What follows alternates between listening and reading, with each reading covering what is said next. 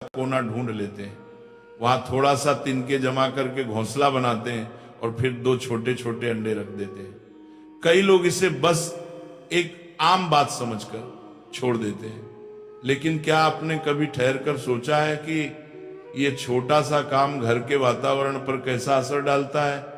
ये संकेत अच्छा है या बुरा? इससे घर में सुख आता है या कोई परेशानी बढ़ती है? ये सिर्फ एक पक्षी की आदत है या इसमें कोई बड़ा रहस्य छुपा हुआ है? आज की इस कथा में हम यही समझेंगे। आखिर जब घर में कबूतर अंडे दे जाए तो वास्तव में क्या बदलाव आते हैं? लेकिन जवाब सीधा बताना आसान होता है, समझना मुश्किल। इसलिए हम इसे कहानी के रूप में जानेंगे ताकि हर व्यक्ति चाहे पढ़ा लिखा हो या ना हो, इस बात को दिल से समझ सके। कई लोग कहते हैं कि कबूतर अंडे दे जाए तो बहुत शुभ होता है, घर में शांति आती है। कुछ कहते हैं कि यह अशुभ है, यह समस्या का संकेत है। कुछ लोग मानते हैं कि कबूतर शांति और प्रेम का प्रतीक है, इसलिए उसका घर में अंडे देना घर की ऊर्जा के ठीक होने का इशारा है। वहीं दूसरी तरफ कुछ लोग चिंतित हो जाते हैं और कहते हैं कहीं ये हम पर कोई बोझ तो नहीं डाल गया। आपने भी देखा होगा, कबूतर जहां अंडे देता है वहां रोज जाता है, बैठता है और अपने अंडों की रक्षा करता है। फिर कुछ दिनों बाद उन अंडों से 2 छोटे से बच्चे निकल आते हैं। वे बच्चे कुछ समय तक वहीं रहते हैं, फिर उड़ जाते हैं। लेकिन इस दौरान क्या आपने देखा है कि घर के लोगों के जीवन में क्या हो रहा होता है? क्या घर में खुशी बढ़ती है? क्या तनाव कम होता है? या उल्टा किसी न किसी वजह से चीजें बिगड़ने लगती हैं? कई बुजुर्ग कहते हैं जहां कबूतर अंडे देते हैं वो घर स्थिर, शांत और सुरक्षित होता है। कुछ अन्य कहते हैं यह घर की ऊर्जा में असंतुलन का संकेत है। अब आप सोचेंगे दोनों बातों में से सही कौन है? कई बार ऐसा भी होता है कि कबूतर जिस जगह अंडे देते हैं वहां धीरे धीरे गंदगी फैलने लगती है, बदबू आने लगती है, घर की तरंगे भारी होने लगती हैं। लेकिन कई घर ऐसे भी देखे गए जहां कबूतर अंडे देने के बाद से ही बरकत बढ़ गई, पैसे का प्रवाह अच्छा हो गया, परिवार में प्यार बढ़ा, काम बनना शुरू हो गया। तो क्या ये सब संयोग है या इसके पीछे कोई गहरी आध्यात्मिक या वास्तु की ताकत काम करती है? आपने कभी सोचा है कि कबूतर घरों को ही क्यों चुनता है? वो जंगल भी जा सकता है, पेड़ों पर भी घर बना सकता है, लेकिन वो इंसान के घर को चुनता है। ऐसा क्यों? क्या ये कोई अदृश्य संकेत है? क्या ये घर के वातावरण, उसकी ऊर्जा और उसके भविष्य के बारे में कुछ बताता है? कुछ लोग कहते हैं कि जब कबूतर बार बार आपके घर आ रहा है तो इसका मतलब है कि आपका घर शांत है, सुरक्षित है और वहां की हवा उसे पसंद है, यानी घर की तरंगे सकारात्मक हैं। लेकिन जब वही कबूतर अंडे देकर चला जाए, उसके बाद लगातार घर में चिंता, तनाव या नुकसान होने लगे, तब मन में एक छोटा सा सवाल उठता है, आखिर ये क्या हो रहा है? क्या आपने कभी गौर किया है कि जब कबूतर अंडे दिए होते हैं तब आपके घर में कैसी घटनाएं घट रही होती हैं? कहीं परिवार में झगड़े बढ़ रहे हैं, कहीं पैसे का नुकसान हुआ, कहीं अचानक बीमारी आई, या फिर उल्टा घर में कोई खुशखबरी आई, नौकरी मिली, नया काम शुरू हुआ। इन सारी बातों को समझने के लिए कहानी बहुत जरूरी है। एक बार की बात है, हिमालय की ऊंचाई पर बसे शांत, पवित्र और दिव्य कैलाश पर्वत पर भगवान शिव गहन ध्यान में लीन थे। चारों ओर गहरी शांति थी। वातावरण इतना शांत था कि सिर्फ हवा की मंद आवाज और ध्यान की ऊर्जा का कंपन में दिव्यता की कोने की 12 के उसी समय आकाश मार्ग से अपनी वीणा बजाते हुए देवर्षि नारद कैलाश पर पहुंचे। नारद मुनि हमेशा हर लोक में घूमते रहते हैं और जहां भी कोई रहस्य या सवाल होता है वहां पहुंच जाते हैं। आज उनकी जिज्ञासा उन्हें सीधे भगवान शिव के पास ले आई थी। नारद जी शिव के चरणों में झुके और विनम्रता से बोले, जय शिव शंभु, नमः शंभु। हे देवाधिदेव, आज मैं आपके पास एक विशेष प्रश्न लेकर आया हूं। भगवान शिव ने धीरे धीरे नेत्र खोले।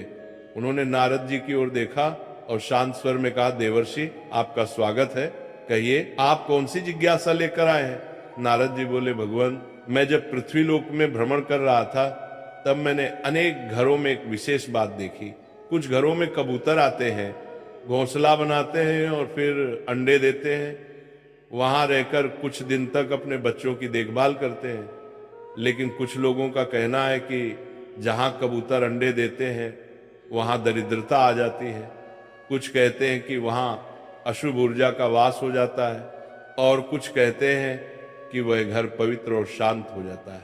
तो हे भोलेनाथ, मेरी जिज्ञासा यही है कि जिस घर में कबूतर आते हैं और अंडे देते हैं, उस घर में वास्तव में क्या होता है? क्या यह शुभ है या अशुभ? इसका वास्तु और ज्योतिष से क्या संबंध है? भगवान शिव मुस्कुराए और बोले, नारद, आपने आज संपूर्ण मानव जाति के लिए एक अत्यंत महत्वपूर्ण प्रश्न किया है। यह प्रश्न केवल पक्षियों से जुड़ा नहीं है, बल्कि यह उस घर की ऊर्जा, उसकी गति और उसमें रहने वाले लोगों के जीवन पर गहरा असर डालता है। नारद जी ने फिर कहा, भगवान, मैं जानता हूं कि इस प्रश्न का उत्तर साधारण नहीं है, लेकिन मैं चाहता हूं कि आप मुझे विस्तार से समझाएं कि कबूतरों का घर में आना, अंडे देना और फिर चले जाना, इसका गहरा रहस्य क्या है? क्या इसका सीधा संबंध हमारे कर्मों से है या हमारे घर की स्थिति से? क्या ये आने वाली घटनाओं का संकेत देता है? क्या यह चेतावनी है या वरदान? भगवान शिव थोड़े गंभीर हो गए और बोले, देवर्षि, इसका उत्तर मैं आपको सीधे शब्दों में नहीं दूंगा, क्योंकि ये केवल एक पक्षी के आने जाने की बात नहीं है। इसके पीछे जीवन के कई संकेत छुपे हुए हैं जो हर गृहस्थ के जीवन को प्रभावित करते हैं। मैं आपको एक कथा के माध्यम से इस प्रश्न का उत्तर दूंगा, क्योंकि बिना कथा के इसका भाव और गहराई समझना कठिन होगा। लेकिन उससे पहले मैं आपको कुछ बातें समझाना चाहता हूं। नारद जी ध्यानपूर्वक भगवान शिव की ओर देख रहे थे। भगवान शिव आगे बोले, देवर्षि, जब कोई पक्षी, विशेष रूप से कबूतर, किसी घर में आता है और अंडे देता है, तो वो उस स्थान की ऊर्जा को महसूस करके ही वहां ठहरता है। ये कोई संयोग नहीं होता। घर की दिशा, उसमें बहने वाली हवा, वहां की नमी, ध्वनि और कंपन, ये सब किसी जीव को आकर्षित करते हैं, और जब वह जीव वहां अंडे देता है तो वो उस ऊर्जा के साथ जुड़ जाता है।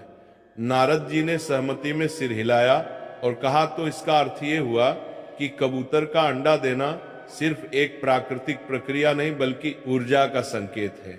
भगवान शिव बोले, बिल्कुल देवर्षि, परंतु ये ऊर्जा सकारात्मक है या नकारात्मक, इसका निर्धारण कई बातों पर निर्भर करता है, जैसे उस घर के लोगों का व्यवहार, उनका सोचने का तरीका, उनका कर्म और उनके घर की वास्तु स्थिति। नारद जी की उत्सुकता अब और बढ़ गई थी। उन्होंने पूछा, भगवान, क्या यह भी संभव है कि किसी घर में अगर नकारात्मक ऊर्जा हो तो कबूतर वहां अंडे देने नहीं आते, या यदि वे आ जाए तो उनके अंडे देना किसी प्रकार की चेतावनी हो? भगवान शिव बोले, यह भी संभव है, लेकिन हर स्थिति में अर्थ अलग होता है। इसीलिए मैं आपको ये सब एक कथा के माध्यम से विस्तार से समझाऊंगा। कथा के माध्यम से मैं आपको यह भी बताऊंगा कि कबूतरों का घर में आना किस प्रकार जीवन की दिशा को बदल सकता है, कभी शुभ तो कभी अशुभ। नारद जी बोले, भगवान, मैं आपकी कथा सुनने को पूरी तरह तैयार हूं। कृपया मुझे वह ज्ञान दे जिससे मैं इस रहस्य को पूर्ण रूप से समझ सकूं और आगे जाकर इसे लोकहित में बांट सकूं। भगवान शिव बोले, देवर्षि, कथा आरंभ करने से पहले मैं चाहता हूं कि आप इस विषय को गहराई से समझने के लिए अपना मन एकाग्र करें, क्योंकि यह केवल कहानी नहीं होगी, यह जीवन के उन संकेतों का ज्ञान है जिसे लोग अक्सर अनदेखा कर देते हैं। नारद जी ने मुस्कुराकर कहा, भगवान, मैं तैयार हूं, आप जो उचित समझे कृपया वह कथा आरंभ कीजिए। बहुत समय पहले की बात है। उत्तर भारत के एक छोटे से गांव में एक गरीब किसान रहता था। नाम था रघुनाथ। रघुनाथ का जीवन बहुत ही साधारण था। वह मिट्टी का बना हुआ छोटा सा घर, टूटी फूटी चारपाई, एक पुराना चूल्हा और 2 समय की रोटी के लिए खेत में मेहनत करने वाला इंसान था। उसके पास ना ज्यादा जमीन थी, ना जानवर, ना कोई बड़ी कमाई, बस एक छोटी सी झोपड़ी और अपने भाग्य पर भरोसा। उसकी पत्नी सरला बहुत मेहनती थी और उसके 2 छोटे छोटे बच्चे थे, एक बेटा और एक बेटी। रघुनाथ का दिन सूरज उगने से पहले शुरू होता था और शाम को अंधेरा होते ही खत्म हो जाता था। वह खेतों में काम करता, बीज बोता, जुताई करता, लेकिन उसकी जिंदगी में कभी भी बरकत नहीं आई। जब भी कुछ अच्छा होने लगता कोई ना कोई परेशानी जरूर आ जाती। कभी सूखा पड़ता, कभी बैल बीमार हो जाता, कभी साहूकार आकर कर्ज मांगता। लेकिन एक बात खास थी, रघुनाथ बहुत ईमानदार और शुद्ध मन वाला इंसान था। वह कभी किसी का बुरा नहीं सोचता था। हर दिन सुबह सुबह वह अपने घर के बाहर तुलसी के पास दिया जलाता और भगवान से यही प्रार्थना करता, हे ऊपर वाले, मुझे बस इतना दे दे कि मेरे बच्चों को भूखा ना सोना पड़े। एक दिन की बात है, गर्मी के दिन थे। रघुनाथ खेत से लौटकर घर आया। उसने देखा कि घर की छत पर कोने की एक लकड़ी के बीम के पास कुछ सूखी टहनियां और पत्ते जमा है। उसने पहले ध्यान नहीं दिया, लेकिन अगले दिन देखा कि वहां एक कबूतर बैठा है। फिर धीरे धीरे 2 कबूतर वहां आने लगे। दिन बीतते बीतते उन्होंने वहां घोंसला बना लिया। सरला ने रघुनाथ से कहा, देखो जी, कबूतर ने हमारे घर में घोंसला बना लिया है। अब लगता है ये यहीं रहने वाले हैं। रघुनाथ ने मुस्कुरा कर कहा, रहने दो इन्हें, ये भी तो भगवान के जीव हैं। शायद हमारे घर की शांति ने अच्छी लगी हो। कुछ दिन बाद सरला ने देखा कि घोंसले में 2 अंडे रखे हैं। अब कबूतर रोज आते, बैठते जाते, उनके गुट्टर की आवाज पूरे घर में गूंजती रहती। घर में कुछ अजीब सा बदलाव महसूस हो रहा था। रघुनाथ और सरला दोनों ये समझ नहीं पा रहे थे कि ये बदलाव अच्छा है या बुरा। पहले कुछ दिनों तक उन्हें ऐसा लगा कि शायद कुछ अच्छा होने वाला है, लेकिन फिर धीरे धीरे समस्याएं बढ़ने लगी।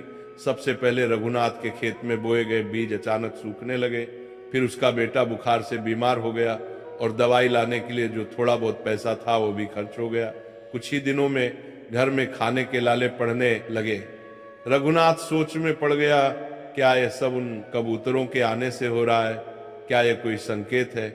लेकिन उसके माँ ने कहा, नहीं, ये तो बस संयोग है। कबूतर क्या करेंगे किसी का बुरा, ये तो शांति के प्रतीक है। लेकिन गांव के कुछ बुजुर्गों ने कहना शुरू कर दिया, दुविधा में था। वो कबूतरों को नुकसान नहीं पहुंचाना चाहता था, लेकिन बच्चों की भूख, पत्नी की चिंता और खुद की थकावट उसे अंदर से तोड़ रही थी। एक रात वो घर के आंगन में बैठा हुआ था। आसमान में चांद आधा था। कबूतर गुट्टर गूं कर रहे थे। उसने कबूतरों की ओर देखा और धीरे से कहा, अगर तुम्हारे होने से मेरे घर में कष्ट आ रहा है तो मुझे माफ करना, लेकिन मैं तुम्हें कैसे निकालूं? तुम भी तो मेरी ही तरह इस धरती के जीव हो। उसकी आंखों में आंसू थे। वह थक चुका था गरीबी से, सवालों से और अपनों की तकलीफ से। कुछ दिन और बीते। सरला की तबीयत भी बिगड़ने लगी। अब रघुनाथ ने निश्चय किया कि वह गांव के मंदिर में जाकर साधु बाबा से मिलेगा, जो हर शनिवार गांव के बाहर आते थे और लोगों की बातें सुनते थे। लेकिन शनिवार आने से पहले ही कुछ ऐसा हुआ जिसने रघुनाथ को अंदर तक हिला दिया। एक रात तेज आंधी आई, बारिश भी तेज हुई। घोंसले से एक अंडा नीचे गिर गया और टूट गया। दूसरे दिन वह जब उठा तो उसकी बेटी की तबीयत अचानक खराब हो गई और वो बेहोश हो गई। अब रघुनाथ ने तय कर लिया, अब और नहीं, अब मैं किसी ज्ञानी संत से जाकर पूछूंगा कि ये सब क्यों हो रहा है। क्या सच में कबूतर का अंडा देना मेरे जीवन में कोई अशुभता ला रहा है? तभी जैसे भाग्य ने सुन लिया हो, गांव में खबर आई कि बहुत दूर से एक दिव्य संत गांव में पधारने वाले हैं। वह किसी को नहीं मिलते, लेकिन जिन्हें वो बुला लेते हैं उनके जीवन का अंधेरा खुद ब खुद हट जाता है। सुनते ही रघुनाथ की आंखों में उम्मीद की किरण जागी। वह मन ही मन सोचने लगा, अगर वे संत हमारे गांव आएंगे तो मैं उनके चरणों में बैठकर अपनी बात कहूंगा। चाहे मुझे कितनी भी भीड़ में खड़ा रहना पड़े, मैं उनके पास जरूर जाऊंगा। और जैसे ही वह दिन आया, पूरा गांव उनकी एक झलक पाने के लिए मंदिर की ओर दौड़ा। रघुनाथ भी भीड़ में था। अब कथा के उस मोड़ पर आते हैं जहां गांव में पधारे दिव्य संत जी और रघुनाथ अपनी सारी पीड़ा, अपने सारे प्रश्न लेकर उनके चरणों में जाकर बैठा। मंदिर के बाहर बड़ी भीड़ थी, लेकिन संत जी ने जब अपनी आंखें खोली तो उनकी दृष्टि सीधे रघुनाथ पर पड़ी। वे मुस्कुराए और अपने हाथ से संकेत किया, बेटा आओ, मुझे तुमसे कुछ कहना है। रघुनाथ कांपते हुए भीड़ को चीरता हुआ उनके पास गया और उनके चरणों में झुक गया। उसकी आंखों में आंसू थे। रघुनाथ बोला, महाराज, मैं बहुत दुखी हूं। मेरे घर में कबूतरों ने घोंसला बनाया, अंडे दिए, और उसके बाद से मेरे जीवन में जैसे दुखों का पहाड़ टूट पड़ा। खेत बर्बाद हो गए, बच्चा बीमार हो गया, पत्नी की तबीयत भी खराब है। कुछ लोग कहते हैं कि कबूतर का अंडा देना अशुभ होता है, लेकिन मैं समझ नहीं पा रहा कि सच क्या है। कृपा करके मुझे मार्ग दिखाइए। संत जी ने उसकी बात ध्यान से सुनी, फिर शांत स्वर में बोले,